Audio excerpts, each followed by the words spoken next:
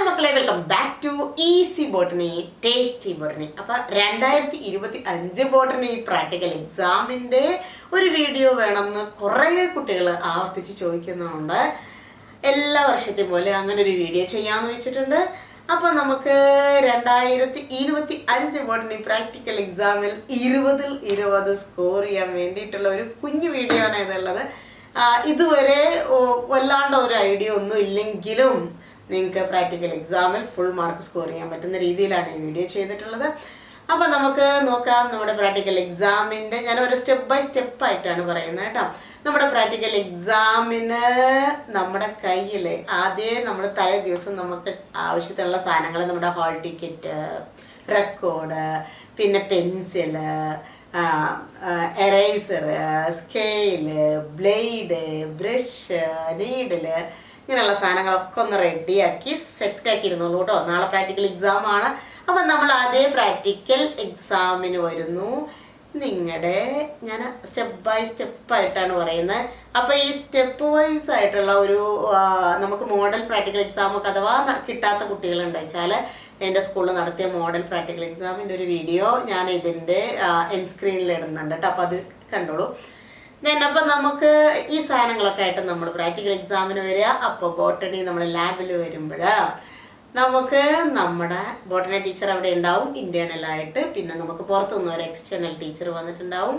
ഒരു കാര്യം ഞാൻ പറയുന്നത്, ബോട്ടണി ടീച്ചേഴ്സൊക്കെ ഭയങ്കര നിങ്ങളെ ബുദ്ധിമുട്ടിക്കാത്ത രീതിയിൽ പ്രാക്ടിക്കൽ എക്സാം എടുക്കും. ഭയങ്കര സോഫ്റ്റ് ആവും ബോട്ടണി ടീച്ചേഴ്സൊക്കെ. അതുകൊണ്ട് തന്നെ നിങ്ങൾക്ക് ബോട്ടണി എക്സാം അത്രയും ടഫായിട്ട് ഫീൽ ചെയ്യില്ല.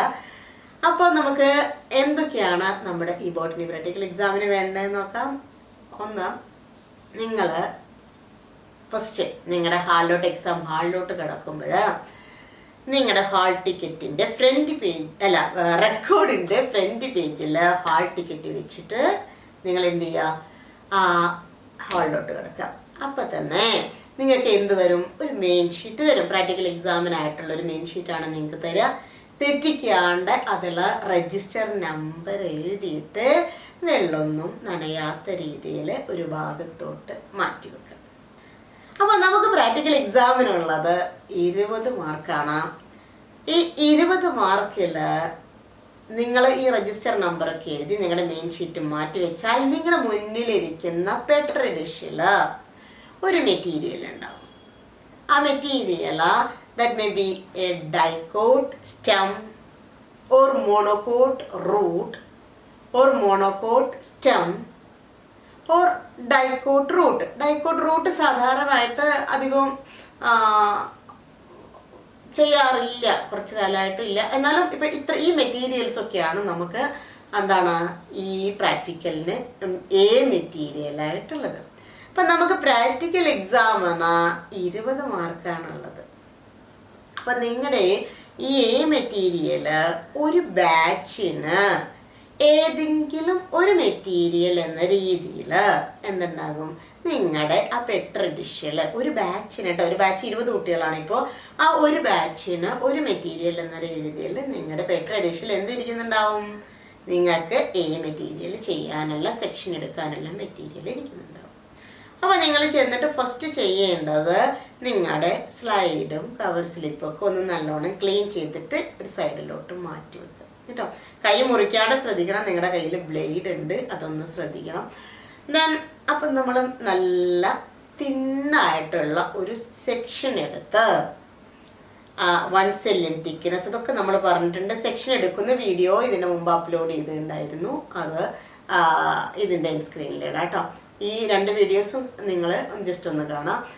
അപ്പോൾ നല്ല തിന്നായിട്ടുള്ള 1 cm തിക്നെസ് ആയിട്ടുള്ള ഒരു സെക്ഷൻ എടുത്ത് നമ്മൾ സ്ലൈഡിൽ മൗണ്ട് ചെയ്ത് മെറ്റീരിയൽ ഒന്ന് ഐഡൻറ്റിഫൈ ചെയ്തിട്ട് നമ്മൾ എന്ത് ചെയ്യണം, ഈ സ്ലൈഡിൽ മൗണ്ട് ചെയ്ത് വെക്കുക. പിന്നെ നിങ്ങളുടെ ആ സെക്ഷൻ എടുക്കൽ കഴിഞ്ഞു കേട്ടോ. സെക്ഷൻ എടുക്കൽ കഴിഞ്ഞു കഴിഞ്ഞാൽ നിങ്ങൾ ടെൻഷൻ അടിക്കേണ്ട, അതൊരു ഭാഗത്തോട്ട് മാറ്റി വയ്ക്കുക. അല്ലെങ്കിൽ നിങ്ങളുടെ എക്സ്റ്റേണൽ എക്സാമിനർ നിങ്ങളുടെ അടുത്ത് വിളിക്കും. അപ്പോൾ നിങ്ങൾ അവിടെ കൊണ്ടുപോയിട്ട് കൊടുക്കുക. അപ്പോൾ നമ്മുടെ മെറ്റീരിയൽ സെക്ഷൻ എടുത്തു കഴിഞ്ഞു. മെറ്റീരിയലിൽ നിങ്ങൾക്കുള്ളത് 6 മാർക്കാണ് കേട്ടോ. 6 മാർക്കാണ്. അതായത് 20 മാർക്കുള്ള ഈ ഒരു ക്വസ്റ്റ്യൻ പേപ്പറിൽ നിങ്ങളുടെ 6 മാർക്കും വരുന്നത് എ മെറ്റീരിയലിനാണ്. അപ്പം നമ്മളുടെ ഈ അനാട്ടമി സെക്ഷനാണ് പ്രാക്ടിക്കൽ എക്സാമിൻ്റെ ഹൈലൈറ്റ് എന്ന് പറയുന്നത് കേട്ടോ. അപ്പോൾ അതിനെങ്ങനെ മാർക്ക് പോകുന്നു നോക്കാം. ഒന്ന് അതിൻ്റെ പ്രിപ്പറേഷനാണ്. പ്രിപ്പറേഷന് നിങ്ങൾക്ക് 2 മാർക്ക് കേട്ടോ. എന്തെങ്കിലും മിസ്റ്റേക്ക് ഒക്കെ ഉണ്ടെങ്കിൽ ടീച്ചേഴ്സ് പറയും. അപ്പോൾ നിങ്ങളൊന്ന് മാറ്റി കൊടുത്താൽ മതി. പ്രിപ്പറേഷന് നിങ്ങൾക്ക് 2 മാർക്കാണുള്ളത്. ദെൻ അതിൻ്റെ ഐഡൻറ്റിഫിക്കേഷൻ ഉണ്ട്. ഐഡൻറ്റിഫിക്കേഷൻ എന്ന് പറഞ്ഞാൽ നമ്മൾ പ്രിപ്പയർ ചെയ്തിട്ട് തന്നെ അപ്പം തന്നെ എഴുതി വെക്കാം. The given material is dicot stem, or the given material is monocot stem, or the given material is monocot root കേട്ടോ. ഇങ്ങനെ എഴുതി വെക്കുക. ദെൻ അതിൻ്റെ ലാബിൻ്റെ ഡയഗ്രം ഉണ്ട്, അതിന് 1.5 മാർക്കാണുള്ളത്. അപ്പോൾ മൊത്തം നമുക്കുള്ളത് 6 മാർക്കാണ് ഈ ഒരു ക്വസ്റ്റ്യനുള്ളത് കേട്ടോ. 6 മാർക്ക്. അപ്പോൾ ഇപ്പോൾ ഇത് നിങ്ങൾക്ക് ഇത് ഡൈക്കോട്ട് സ്റ്റെം ആണെങ്കിൽ അതിൻ്റെ റീസൺസും അതിൻ്റെ ഡയഗ്രം നിങ്ങൾ ഇങ്ങനെ എഴുതാം. മോണോകോട്ട് സ്റ്റെം ആണെങ്കിൽ ഇങ്ങനെ എഴുതാം.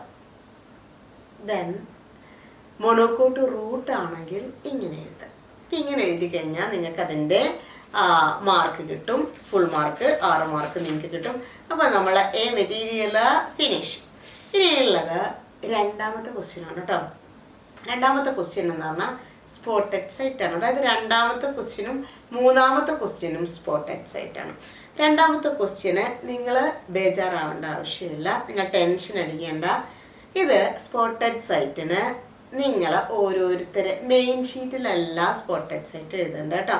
നിങ്ങൾ എക്സ്റ്റേണൽ എക്സാമിനറുടെ അടുത്ത് ഇരിക്കുന്ന ഒരു അഡീഷണൽ ഷീറ്റിൽ നിങ്ങളുടെ ബി മെറ്റീരിയലും സി മെറ്റീരിയലും പിന്നെ 3ാമത്തെ ക്വസ്റ്റ്യൻ ആയിട്ടുള്ള ഡി മെറ്റീരിയലും നിങ്ങളവിടെ എഴുതി ഐഡൻറ്റിഫൈ ചെയ്ത് അതിൻ്റെ റീസൺസ് എഴുതി കൊടുത്തിട്ട് വേണം നിങ്ങളുടെ സീറ്റിൽ പോയിരിക്കാൻ. പിന്നെ ഞാൻ റിപ്പീറ്റ് ചെയ്ത് പറയുന്നു, ഇത് നിങ്ങൾ മെയിൻ ഷീറ്റിലല്ല എഴുതേണ്ടത്, അഡീഷണൽ ഷീറ്റിലാണ് കേട്ടോ. അപ്പം നമുക്ക് നോക്കാം. ഐഡൻറ്റിഫിക്കേഷന് 1/2 മാർക്കാണ്, റീസൺസിന് 1/2 മാർക്കാണ്. അപ്പം എന്തൊക്കെയാവാം ഈ ബി മെറ്റീരിയൽ എന്നുള്ളതാണ് ഇനി പറയുന്നത്. ഓക്കെ, നമ്മുടെ B material that may be microscopic. ഒന്നെങ്കിൽ ബി എന്നുള്ളിടത്ത് മൈക്രോസ്കോപ്പിൽ ഒരു മെറ്റീരിയൽ ഇരിക്കുന്നുണ്ടാകും, അതല്ലെങ്കിൽ മാക്രോസ്കോപ്പിക് ഒരു ബോട്ടിൽ ഇരിക്കുന്നുണ്ടാകും.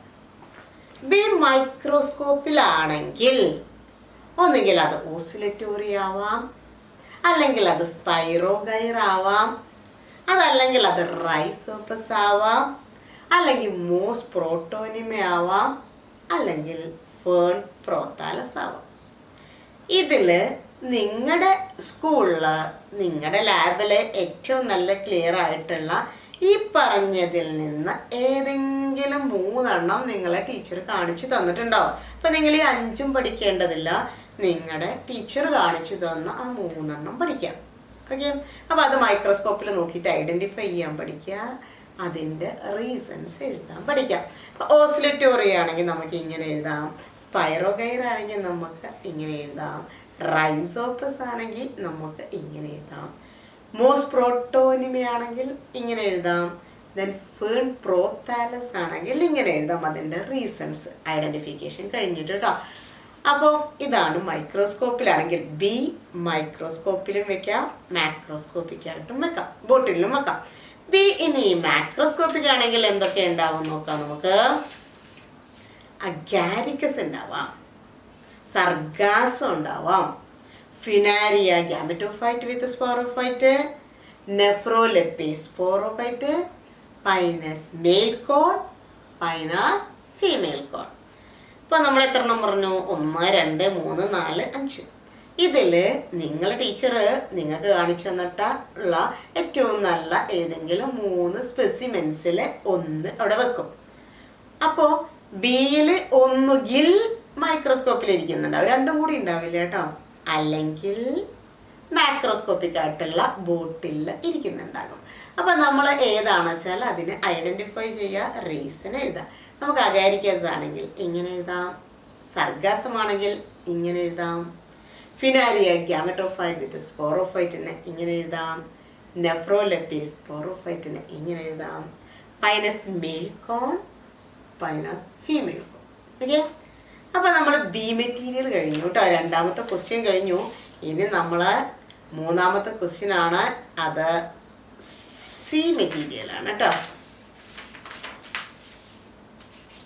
ഓക്കെ, ഇപ്പം രണ്ടാമത്തെ ക്വസ്റ്റ്യനിൽ ഇപ്പം ബി ആണ് നമ്മൾ പറഞ്ഞ. ഇനി രണ്ടാമത്തെ ക്വസ്റ്റ്യനിൽ സി എന്ന് പറഞ്ഞാൽ നമ്മുടെ ബയോടെക്നോളജിയുടെ 3 ഫോട്ടോഗ്രാഫ്സ് ഉണ്ട്. BT cotton, cloning vector, bio reactor. ഇതിൽ 3ലും ഏതെങ്കിലും ഒന്ന് അവിടെ ഇരിക്കുന്നുണ്ടാവും. അപ്പോൾ വളരെ ഈസി ആയിട്ട് നിങ്ങൾക്ക് ഐഡൻറ്റിഫൈ ചെയ്യാൻ പറ്റും. ഇപ്പോൾ BT കോട്ടൺ ആണെങ്കിൽ നമ്മൾ BT കോട്ടൺ എന്ന് എഴുതുക, എന്നിട്ട് അതിൻ്റെ റീസൺ എഴുതുക. ക്ലോണിംഗ് വെക്ടർ ആണെങ്കിൽ ക്ലോണിംഗ് വെക്ടർ എന്ന് എഴുതുക, അതിൻ്റെ റീസൺ എഴുതുക. ബയോ റിയാക്ടർ ആണെങ്കിൽ ബയോ റിയാക്ടർ എന്ന് എഴുതുക, അതിൻ്റെ റീസൺ എഴുതുക.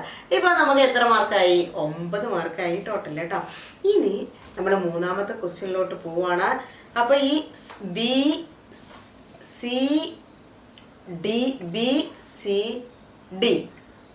ആണ് മൂന്നാമത്തെ ക്വസ്റ്റ്യൻ.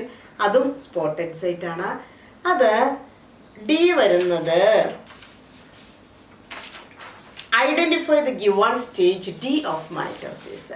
മൈറ്റോസിസിൻ്റെ ഒരു സ്റ്റേജ് ഐഡന്റിഫൈ ചെയ്യുക. 2 സ്റ്റേജുകളാണുള്ളത്. ഒന്ന് മെറ്റാഫേസും ഒന്ന് അനാഫേസും അല്ലേ. മെറ്റാഫേസ് സെൻട്രലിൽ അറേഞ്ച് ചെയ്തിട്ടുണ്ടാവും, അനാഫേസ് ക്രോമസോമുകൾ സെപ്പറേറ്റ് ആയിട്ട് നിൽക്കുന്നുണ്ടാവും പോൾസിലോട്ട്. അപ്പോൾ ഇത് നമ്മൾ എന്ത് ചെയ്യുക? ഐഡന്റിഫൈ ചെയ്യുക, അതിൻ്റെ റീസൺസ് എഴുതുക കേട്ടോ. അപ്പോൾ നമ്മളെ BCD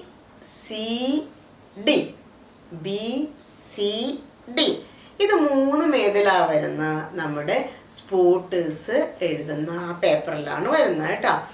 ഓക്കെ, ദെൻ ഇനി അടുത്ത ക്വസ്റ്റ്യൻ, നാലാമത്തെ ക്വസ്റ്റ്യൻ എന്ന് പറയുന്നത് write the aim of the experiment.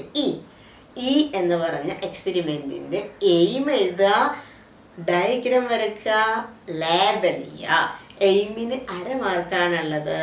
Then labelled ഡയഗ്രത്തിന് 1 മാർക്കാണുള്ളത്. ടോട്ടൽ 1.5 മാർക്കാണ് അതിനുള്ളത് കേട്ടോ. അപ്പം നമുക്ക് എന്തൊക്കെ വരും എന്ന് നോക്കാം.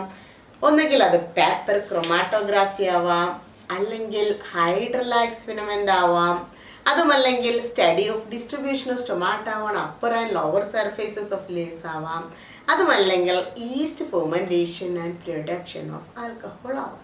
ഓക്കെ, ഇതിൽ ഏതെങ്കിലും 2 എക്സ്പെരിമെൻ്റാ നിങ്ങളുടെ സ്കൂളിൽ നിങ്ങളുടെ ടീച്ചർ കാണിച്ചു തന്ന ഏതെങ്കിലും 2 എക്സ്പെരിമെൻ്റാണ് ഇതിൽ വെക്കുക.